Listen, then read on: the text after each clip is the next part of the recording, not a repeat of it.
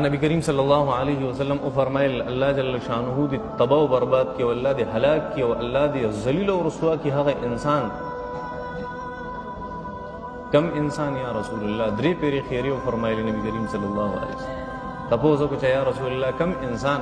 نبی کریم صلی اللہ علیہ وسلم فرمایل چا والدین ژوندي او د کمزوري او د ضعف په حالت کې خپل والدین هغه عمومي او ځان په د جنت لو قابل جوړنه کې دا انسان د ذلیل او رسوا شي. پیغمبر خیریو کې دې بارک هم څه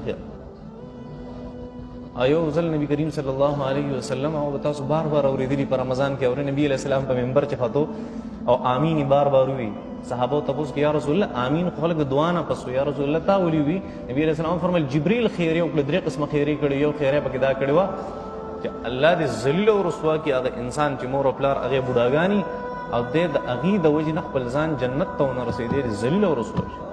چې جبرئیل خیری وکړي محمد رسول الله صلی الله علیه وسلم په امین وې د خیرو بارک هم څه خیال. ځکه قرآن مجید کې به تاسو له راشي د مور او پلار هر خبره معنی سوا د شرک نه. شرک مه کوئ بس، د هغې نه علاوه هر خبره منه. او د هغې عجیبه مثال دی، حضرت عمر رضی الله تعالی خپل بچي له واده کړی، عبدالله ابن عمر له یو جنۍ والا په خپله وکړه. او بیا د سوچ نه بس هغه حضرت عبدالله ابن عمر صاحب خپل پلار حضرت عمر رضی الله تعالی وی دا ښځه د طلاق ده. نو ته بابا په خپل را لکړی او سره ته طلاق یې کدي څه مطلب؟ بس هغه ته چې څنګه یم هغه شانتې وکړه. نو فیصله راغله نبی کریم صلی الله علیه وسلم له حضرت عمر رضی الله تعالی شکایت وکړه، یا رسول الله ما خپل بچی له ښځه کړې وه او زه هغه ته یم چې دا پرېږده د څه وجې هغه ښځه نه پرېږدي. یا رسول نبي علیه السلام حضرت عبدالله ابن عمر راوغوښته ته راشه او چې پلار درته څه وایي هم هغه شان دی. دا افضله طریقه ده، افضله طریقه ضروري نه ده، افضله طریقه. ځکه ورپسې بل یو حدیث ته ډېر عجیبه حضرت ابو درداء رضی الله تعالی عنه له یو سړی راغلی او دغه شان دی چې ما ته خپل والدین وایي چې ته د خپله ښځه طلاق کړه.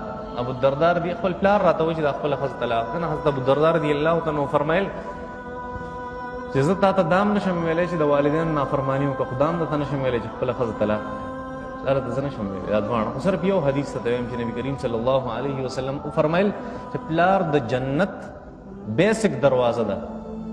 څو پورې چې دا دروازه نه وي کلو شوي جنت ته څوک داخلېدی.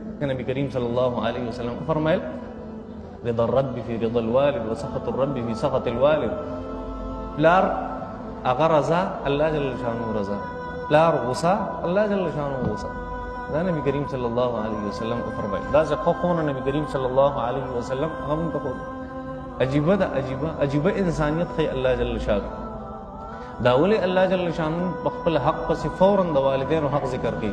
ځکه الله جل شانه حقیقي خالق دی او مور او پلار هغه اسباب دي د هغې خلقت ته الله جل شانه د هغې تخلیق یو سبب دی چې الله جل شانه مقرر. چې نبی علیه الصلاۃ والسلام نه تپوس شو په ټول نه زیات حق ته چا دی؟ نبی علیه السلام 3 پیری یا 4 پیری بل روایت کې جواب ورکړو ستا د مور حق دی، بیا اخر کې ورته ستا د پلار حق. داسې روایت تاسو ډېر شی اورېدلي. خو یو عجیبه روایت چې کوم امام مسلم رحمت الله علیه هغه نقل کړی دی او کوم چې امام بخاري رحمت الله علیه په الادب المفرد کې نقل کړی ډېر عجیبه دی. هغه عجیبه دا دی چې نبی کریم صلی الله علیه وسلم وفرمیل چې ټول ګناهونه داسې دي که نه، ټول ګناهونه چې د هغې اصل سزا چې دا هغه ملاویږي انسان ته په آخرت کې. ډیره سزا، بنیادی سزا هغه ملاویږي انسان ته په آخرت. او د والدینو نافرمانی او د هغې بېعزتي هغه داسې یو جرم دی چې د دې د